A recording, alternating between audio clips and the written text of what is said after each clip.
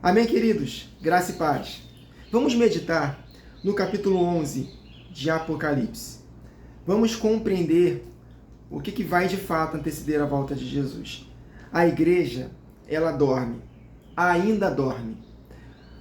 Porque basta ver o cenário político das eleições e nós vamos ver como que a igreja está enganada acerca desse ambiente político, de expectativas de melhoras do lado de fora, de luta, de batalha para que as coisas aconteçam, só que com as armas erradas.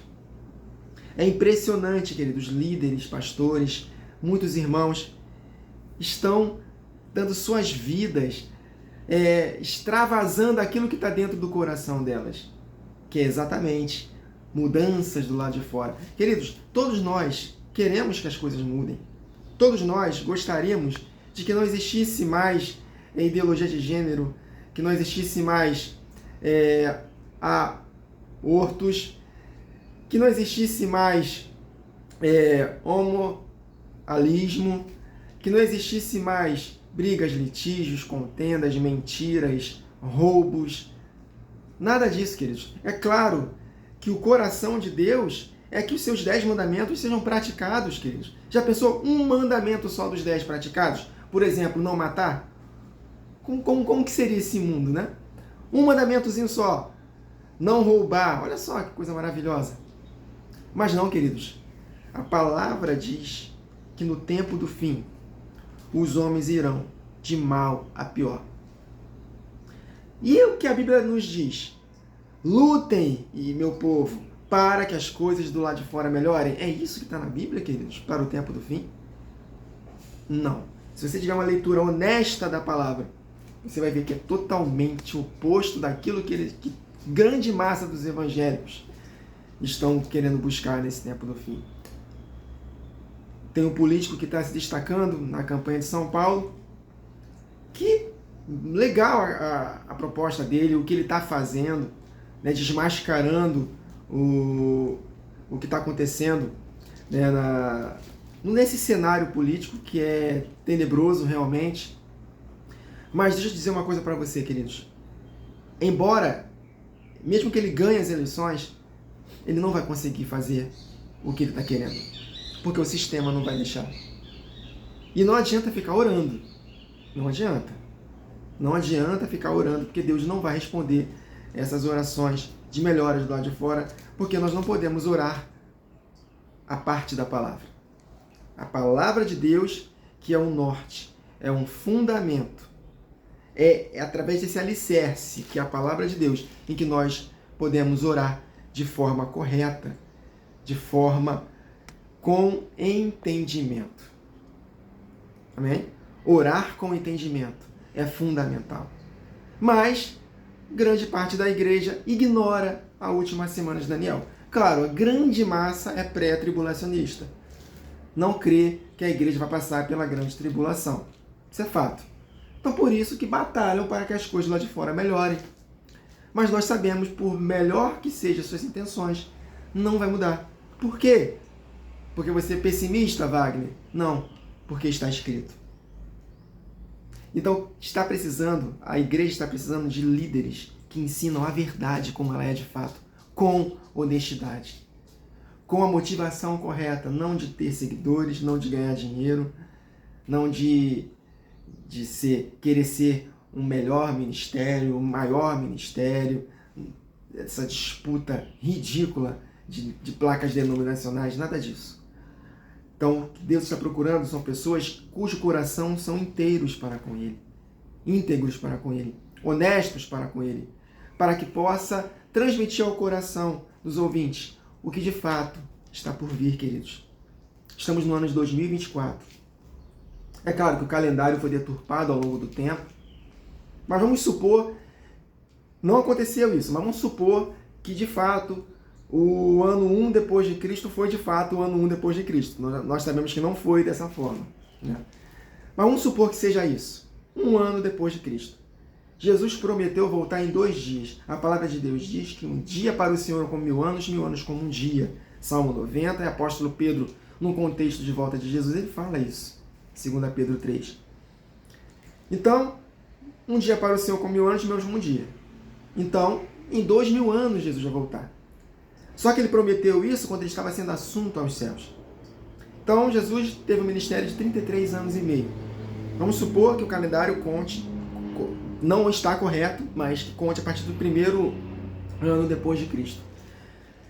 É porque o nosso calendário está totalmente deturpado, ele não é um calendário bíblico, é um calendário pagão. Mas vamos supor que esteja certo. Então, se Jesus prometeu voltar 2000 anos depois, ele ressuscitou quando tinha 33 anos e meio. Foi o ministério dele. Ele morreu com 33 anos e meio. Então, mais 2000 anos, 2033 e meio. Então, queridos, mesmo que o calendário esteja errado, o fato é que esses 2000 anos estão muito próximos de chegar. Quando chegarem esses 2000 anos, Jesus volta. E estamos no ano de 2024, com esse calendário doido. Mas dá para ter uma noção. O calendário judaico ele foi denegrido em 200 anos. Quem conhece a história sabe disso. Então hoje os judeus eles contam como um ano de 1785, 86, sei lá. Só que nós sabemos que é 1985, 86, sei lá. Porque foi deturpado em 200 anos. Então, que ele está muito próximo de Jesus voltar. E qual é o teor que vai despertar a igreja? Basta ver a parábola das 10 virgens. Eis o noivo, preparem-se. Então as 10 virgens despertam. Então a mensagem do arrependimento, a mensagem da volta de Jesus e principalmente a mensagem dos últimos 7 anos que vão anteceder a volta de Jesus. Eles precisam urgentemente ser ensinados nas igrejas. Graças a Deus pela internet, porque pessoas simples como eu, como outros irmãos, estão ensinando isso. E aos poucos, os poucos que estão ouvindo a gente estão despertando. Eu louvo a Deus pela vida do pastor Igor e do pastor Pedro, que através do trabalho que eles fizeram na internet, outros ministérios estão chamando eles para poder ensinar acerca do reino de Deus, o reino milenar, o reino que virá, queridos. E falam muito sobre a última semana de Daniel. Então, as portas vão começar a se abrir para eles. E eu creio que vai se abrir para outros também. Amém, queridos? Porque Deus é mais interessado do que nós mesmos no cumprimento do chamado dele nas nossas vidas. Então as portas vão se abrir naturalmente. Obviamente, se nós não atrapalharmos. Porque se não formos fiéis, Deus de outra parte vai levantar outros para poder fazer o nosso trabalho. E eu sei muito bem o trabalho que Deus me chamou para fazer. É ensinar a palavra. Ele me deu esse dom de mestre. Amém, queridos? Eu não falo isso com presunção. Ele me deu esse dom de mestre. Eu tenho facilidade espiritual de ler a Bíblia e compreender. Isso é muito bom. Então, eu não vou ser covarde. Eu vou continuar ensinando a palavra como ela é. Quem vai me recompensar é Deus. Não fico preocupado com objeções. Amém, queridos? Sempre vamos ter objeções. Jesus, pense em alguém que foi rejeitado. Jesus, queridos. Jesus foi humilhado várias vezes. Mas ele sabia muito bem da sua missão. Ele tinha um foco. O foco dele é cumprir a missão que o Pai deu para ele. Amém, queridos? Então, depois dessa introdução gigante, vamos ler Apocalipse 11? Olha só o que está escrito. Apocalipse 11 está falando acerca da grande tribulação, da primeira metade da última semana, que é a igreja avivada experimentando um poder superabundante, um poder que ela jamais experimentou, nunca experimentou. Aquela profecia de Jesus, de João 14:12. Se creres em mim, farão obras que eu faço, e tá maiores do que essas, vai acontecer exatamente na última semana, na primeira metade. As obras que Jesus fez, ensinar com propriedade, curar enfermos, expulsar demônios, vai ter isso, queridos. Mas e as obras maiores? Foi o que Jesus não fez quando esteve nesta terra. Ele orar e o Pai fazer com que venham flagelos para que os ímpios sejam julgados progressivamente. Isso não aconteceu. Na primeira vinda dele, ele veio para salvar. Amém, queridos? E ainda é tempo de salvação. É tempo de buscar a Deus. Amém? Então, Pedro e João, quer que façamos descer fogo do céu? Ah, Jesus, calma aí, você não entendeu minha missão, calma. Eu não vim para destruir, eu vim para salvar. Beleza. Mas na segunda vinda de Jesus, queridos, ele virá para julgar. E vai haver uma antecedência. Os últimos 7 anos da humanidade. Deus vai progressivamente julgando esta terra. E parece loucura que nós vamos ler aqui. Mas foi exatamente o que os genros de Ló acharam. Quando os anjos foram lá resgatar Ló, Ló avisou para os seus genros: vamos embora, que essa cidade vai ser destruída. E a Bíblia diz que os genros achavam que ele estava brincando. E muitos debocham dessa mensagem da última semana. Vocês literalizam tudo. Não é literal, é simbólico. Né? Vocês só podem estar brincando. Como é que vai cair flagelos nesta terra? Que isso? Apocalipse é coisa de Hollywood. Queridos, Hollywood entende mais de Apocalipse do que a igreja, infelizmente. Porque tudo que acontece nos filmes de catástrofe, de fim do mundo, que eles chamam de Apocalipse, é exatamente o que está na Bíblia, tá, queridos? Não, exatamente não. É o que está na Bíblia. Não exatamente, mas vai acontecer. Todas essas catástrofes de filme de Hollywood, de Apocalipse, vai acontecer no tempo do fim. Então eles sabem mais do que a grande parte da liderança de hoje em dia. Vamos ler? Apocalipse 11, versos 1 e 2. Aqui está falando acerca da igreja sendo perseguida pelo anticristo. Deram-me um caniço semelhante a uma vara de medir, e me disseram: vá, e meça o templo de Deus e o altar, e conte os adoradores que lá estiverem. Eu estou lendo na Nova Versão Internacional. O altar aqui, né, o templo de Deus, está falando acerca da igreja reunida, o templo do Espírito Santo. Exclua, porém, o pátio exterior, o corpo. Não meça, pois ele foi dado aos gentios. Eles pisarão a cidade santa, a igreja, durante 42 meses. 3 anos e meio. Tempos e metade de um tempo. Aqui está falando acerca da perseguição que o anticristo vai promover contra a igreja no tempo do fim. Amém, queridos? Então nós somos esse templo, nós seremos pisados porque vai haver perseguição e Deus vai permitir que a besta vença os santos. Parte delas vai fugir para lugares escondidos, para o deserto. Ali Deus vai sustentá-la, como sustentou no Egito, na saída do Egito, por 3 anos e meio. Apocalipse 12, 6. E a outra parte vai ter que dar suas vidas. E o ápice desse acontecimento será em Jerusalém. Então Jesus falou: não temam, Mateus 10, os que matam o corpo, mas não matam a alma. Então, não meçam o corpo, o pátio exterior. Nós somos templos do Espírito, nosso corpo é templo do Espírito. Então não meças o corpo, o pátio exterior, pois ele será entregue aos gentios. Então, Jesus falou: não temos que matam o corpo, mas não matam a alma. Temei antes aquele que faz perecer no lago de fogo tanta alma quanto o corpo. Amém? Então aqui é um resumo da grande tribulação. Apocalipse, queridos, do capítulo 4 até o capítulo 19, fala acerca do evento da última semana de Daniel. Por isso que tem muitos 7 em Apocalipse, que fala acerca da última semana de 7 anos. Claro que o 7 ele também tipifica uma plenitude. Está tudo envolvido. A igreja plena, com as 7 lâmpadas acesas da menorá. Jesus falou que a menorá são as 7 igrejas, as 7 lâmpadas são as 7 igrejas. Mas fala, o seu caldo aqui de Apocalipse é a última semana de Daniel, os últimos 7 anos. Bem, e ele é uma análepse, vai e volta o tempo todo, é igual um filme de flashback. O diretor ele coloca o que acontece no final e depois ele vai contando o que acontece antes. Apocalipse ele vai no final e volta. Vai para aquele evento e volta.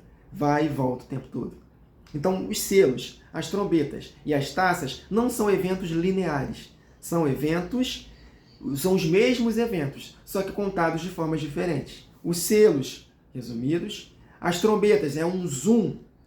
As 4 primeiras trombetas é um zoom sobre a primeira metade da última semana e as últimas 3 trombetas é um zoom falando acerca da grande tribulação, na segunda metade da última semana. E as taças é um baita zoom na grande tribulação, que Deus vai derramar no anticristo e nos seus súditos. Então, não são eventos lineares, são os mesmos eventos, contados de formas diferentes. Amém, queridos? Então vamos lá. Aí, beleza. Isso que vai acontecer na segunda metade da última semana, na grande tribulação. O anticristo ele vai governar esse mundo por 3 anos e meio. Aí ele volta e fala o que vai acontecer com a igreja antes da perseguição. É aqui, verso 3 de Apocalipse 11. Darei poder às minhas 2 testemunhas, que nós aprendemos que é a igreja, judeus e gentios, e elas profetizarão durante 1260 dias, vestidas de saco, com humildade, dependendo do Senhor. Amém? Estas são as 2 oliveiras e os 2 candelabros que permanecem diante do Senhor da terra. Quando nós lemos a carta às 7 igrejas, das 7 igrejas, 2 estão acesas. Esmirna e Filadélfia. Esmirna representa a igreja que vai dar a sua vida e Filadélfia que vai perseverar firme até o fim, viva no deserto. Essas 2 estão acesas, juntando com as 5 virgens que vão despertar. 2 mais 7, então as 7 igrejas plenas na última semana de Daniel. O último e maior avivamento. Então essas são as 2 oliveiras e os 2 candelabros que permanecem diante do Senhor da terra. Se alguém quiser causar-lhes dano, fogo sairá da boca deles e devorará os seus inimigos. Aqui não é literal, obviamente. Jeremias capítulo 5 está escrito que Deus converteu a palavra de Jeremias em fogo e consumiu os seus adversários como lenha. E a palavra de Jeremias foi uma palavra contra a nação de Judá. E aí aconteceu tudo o que ele falou. A nação de Judá foi levada para cativeiro. Então as 2 testemunhas, ela vai profetizar o que vai acontecer. Vai pregar arrependimento. Não quer? Vocês apóstatas vão ir para o cativeiro. Lago de fogo. Porque vão aceitar a marca da besta. E serão julgados por Deus. Se morrer, no trono branco. Se permanecerem vivos no final da Batalha do Armagedon, que vão se esconder, serão julgados no tribunal de Cristo e serem lançados no lago de fogo. Aí ele continua.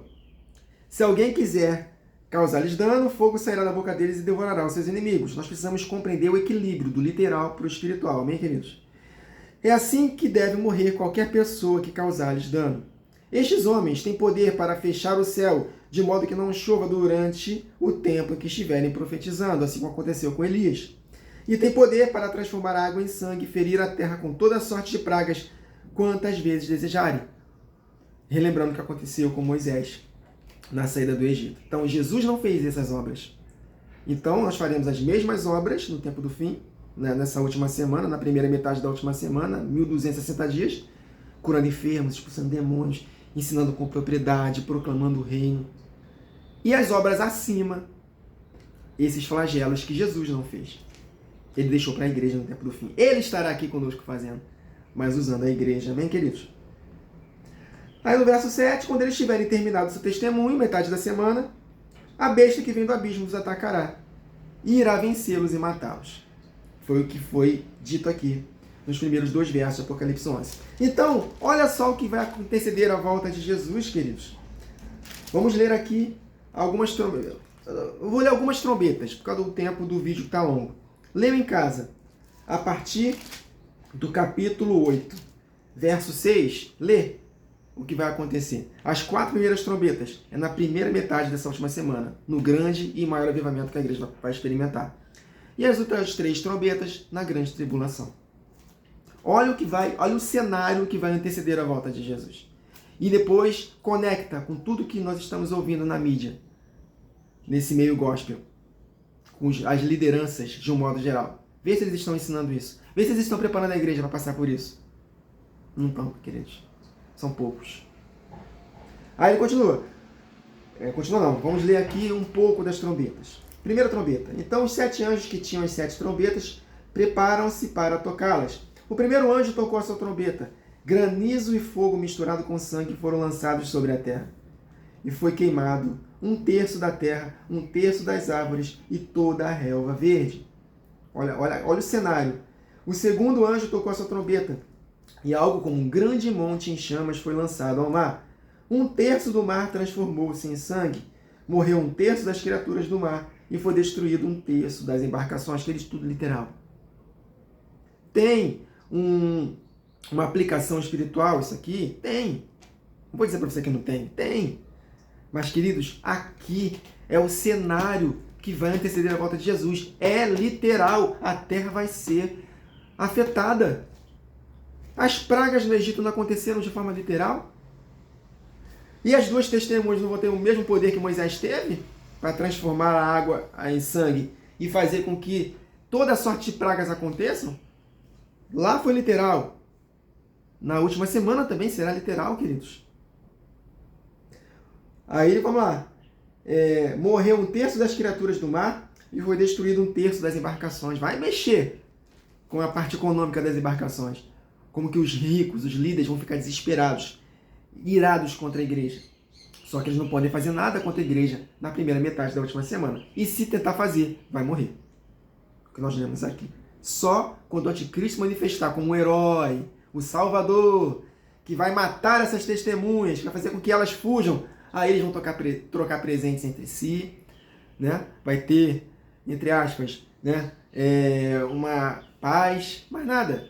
Os flagelos vão continuar caindo, mesmo com a igreja escondida. Vai continuar caindo. E serão terríveis as taças que vão cair nesse mundo. Amém, queridos? Então, aí quando disserem paz e segurança, sobrevirá repentina destruição. Esse anticristo, que vai enganar o mundo, ele vai pregar a falsa paz e a segurança, mas a repentina destruição virá, que é o Senhor Jesus voltando com os seus santos. Aí continua, o terceiro anjo tocou sua trombeta e caiu do céu uma grande estrela queimada como tocha sobre 1/3 dos rios e das fontes das águas. O nome da estrela é Absinto, tornou-se amargo 1/3 das águas e muitos morreram pela ação das águas que se tornaram amargas. Vai acontecer literalmente. As águas do rio Nilo se tornarem sangue, essas águas também, queridos, potáveis, vão cada vez ser mais danificadas. É um caos, querido, o mundo será um caos antes da volta de Jesus. O quarto anjo tocou a trombeta, foi ferido 1/3 do sol, 1/3 da lua, 1/3 das estrelas, de forma que 1/3 deles se escureceu. 1/3 do dia ficou sem luz e também 1/3 da noite. Trevas na terra, escuridão, não somente espiritual e apostasia, mas também com relação à literalidade, queridos. Capítulo 9, o quinto anjo tocou sua trombeta, viu uma estrela que havia caído do céu sobre a terra. Foi dado a chave do poço do abismo a essa estrela. Quando ela abriu o abismo, subiu dele fumaça como de uma gigantesca fornalha. O sol e o céu escureceram com a fumaça que saía do abismo. Isso aqui já é na grande tribulação. O sol e o céu escureceram com a fumaça que saía do abismo. Da fumaça saíram gafanhotos que vieram sobre a terra. E lhes foi dado poder como dos escorpiões da terra. Eles receberam ordens para não causar dano nem à relva verde, nem a qualquer planta ou árvore, mas apenas aqueles que não tinham um selo de Deus na testa. Então eles serão, os marcados pela besta na grande tribulação, eles serão atormentados, como muitos do Egito foram atormentados, queridos, com pestes. Serão atormentados em seus corpos, eles vão desejar a morte, e a morte vai fugir deles, queridos. Será terrível as aflições, né? Eles tiveram, no Egito tiveram úlceras, aqui eles vão ter coisas terríveis no corpo. Juízo da parte de Deus. Olha o cenário que a Bíblia nos apresenta que vai anteceder a volta de Jesus. É a igreja no tempo do fim, boa parte dela, obviamente, não estou generalizando. Está aí, ó. Lutando, batalhando para que as coisas lá de fora melhorem. Não está entendendo, queridos. Eu não vou nem ler mais, por causa do tempo. Depois, irmãos, leiam em casa. E vocês vão ver, queridos. Leiam os selos, as taças, o selo, as trombetas e as taças. Entendam, queridos, que o cenário que vai anteceder a volta de Jesus vai ser dessa calamidade.